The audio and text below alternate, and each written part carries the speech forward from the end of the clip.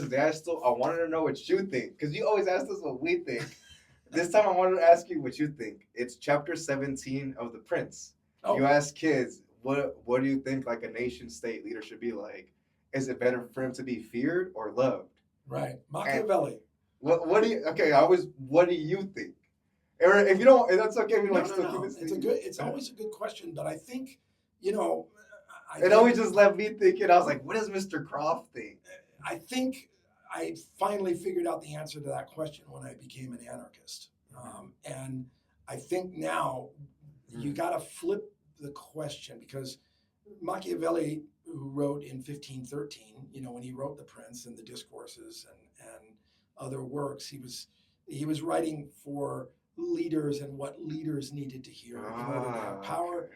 And I think what the conclusion that I've come to is that leaders need to fear us. I love that you said. I love that you kind of flipped it, because he was writing to leaders back then, like what you should do. But it's kind of like, what should the masses do now, right? The masses need to make the leaders fear, not the other way around. And I think when we finally get to that point, if we get to that point, that's when we're probably going to see some positive changes in the world. Because I think most people of the world, I have a pretty optimistic view of human nature. And I think most people of the world, they want to get along. They just want to live. They want to be able to live with some dignity, and have, the basic things that you need in life just to be able to feel like you're living a good life. And I've come to the conclusion that leaders, and it doesn't really matter, I think, what their ideology is. Their ideology is power.